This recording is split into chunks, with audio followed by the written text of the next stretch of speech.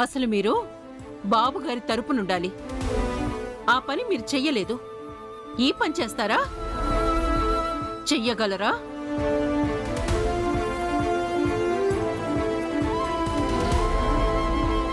ఆయన ప్రాణాల మీదకొస్తే నేనేది లెక్క చేయనని నీ కోడళ్ళని నోరు మూసుకుని ఉండమని చెప్పు. ఈ ఇంట్లో హర్షవర్ధన్ గారి బాగోగులు చూసుకునేది చంద్రికానే అని ఆ మొహాలకి క్లారిటీగా చెప్పు. అత్తయ్య, గెంటేయకుండా ఇంకా అలా చూస్తారేంటి? ఇంకా ఆపు రోజా.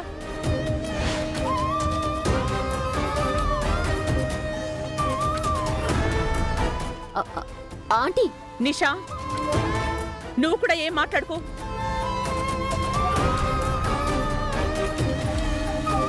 ఎన్నిసార్లు చెప్పాలి? పాపం గెంటేస్తే ఎవరున్నారని వెళ్తుంది. అయితే మమ్మల్ని ఏమైనా అనొచ్చా? ఆలోచిస్తే మీరే కదమ్మా ముందు మాట స్లిప్ అయింది.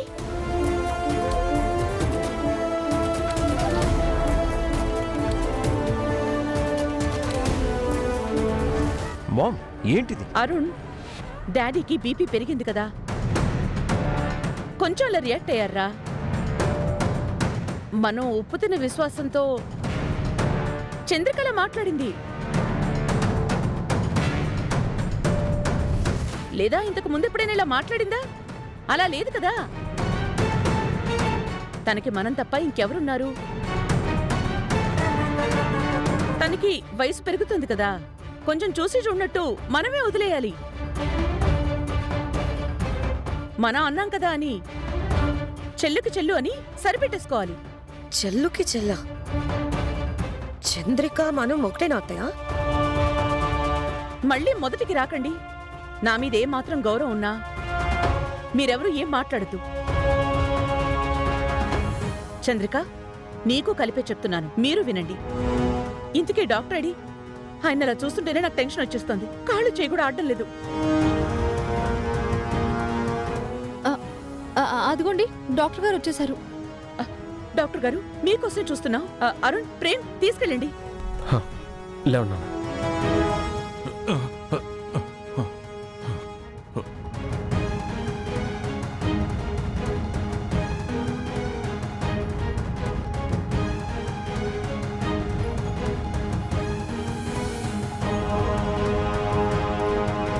ఆయనకేం కాకూడదు భగవంతుడు. ఏమీ లేదని డాక్టర్ గారు చెప్పాలి స్వామి. భారమంతా నీపైనే.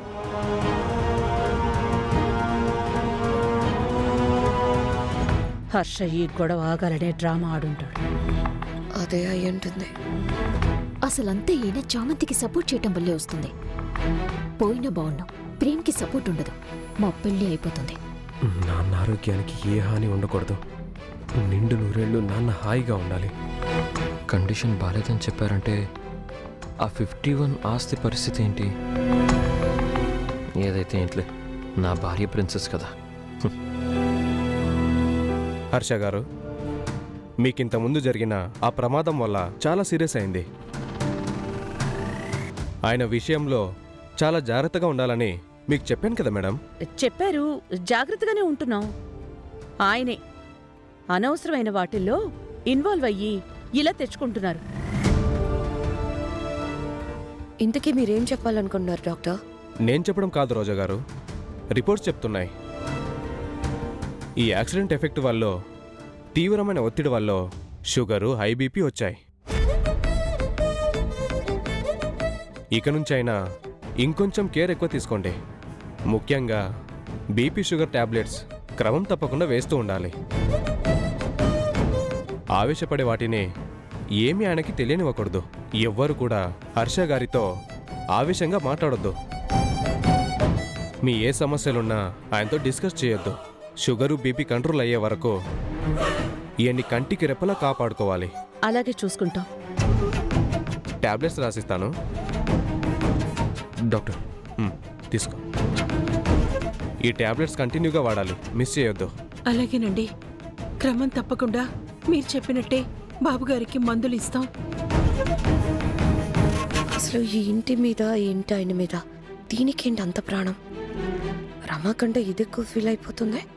ఈవిడ దాన్ని ఏమన్నా ఒక స్టేజ్లో మాకు రివర్స్ అయిపోతుంది. ఇదేంటో అసలు అర్థమే కాదు. వస్తాను హర్ష గారు. అరుణ్, మామ్ రండి సార్.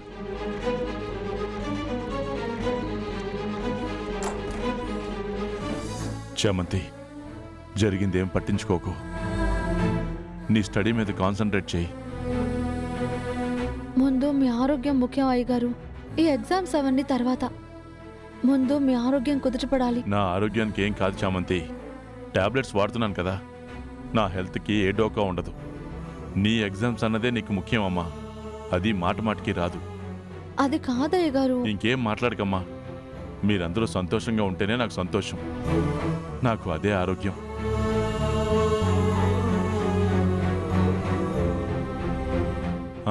ప్రేమ్, ఆ.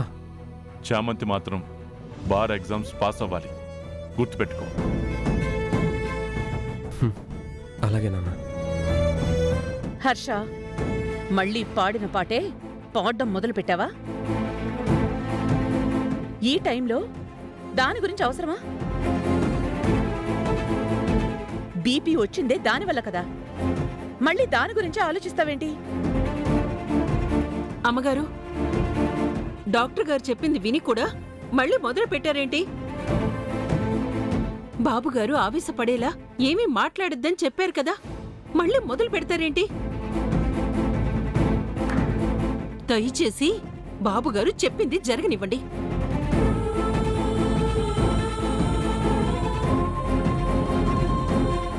అది కాదు. రమా, నాకింక ఓపిక లేదు. ఇంట్లో ఉండొద్దా చెప్పు. ఏముంటున్నావు హర్ష? అమ్మా, ఇలానే మాట మాట పెరిగి గొడవకి దారి తీస్తుంది. వద్దు. వింటే ఇంకేం ఆలోచించకుండా వెళ్ళండి. ఇది ఇంటి వరుస అత్తయ్య.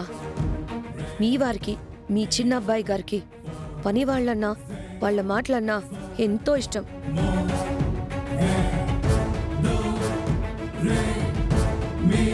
వాళ్ళకిచ్చే ఇంపార్టెన్స్ మనకివ్వరు. ఇంతే. వదిన గారు, ప్రతి ఒక్కరికి దండం పెట్టి చెప్పాలంటే కుదరదు. ఒక వయసు వచ్చినప్పుడు అర్థం చేసుకునే కెపాసిటీ కూడా అలవరుచుకోవాలి. ప్రేమ్, ఇంక ఒక్క మాట కూడా ఎవరూ మాట్లాడొద్దు. నిషా, నీకు స్పెషల్గా దండేసేం చెప్పను.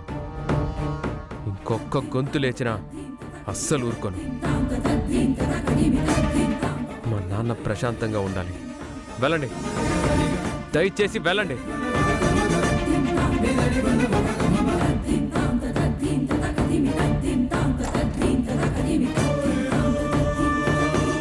చందు, టాబ్లెట్స్ వేస్తాను, నాన్న దగ్గర ఉండు. అయ్యగారు, నేను మీకు జ్యూస్ తీసుకొచ్చిస్తాను. ఉమ్. అత్త చూస్తూ ఉండు.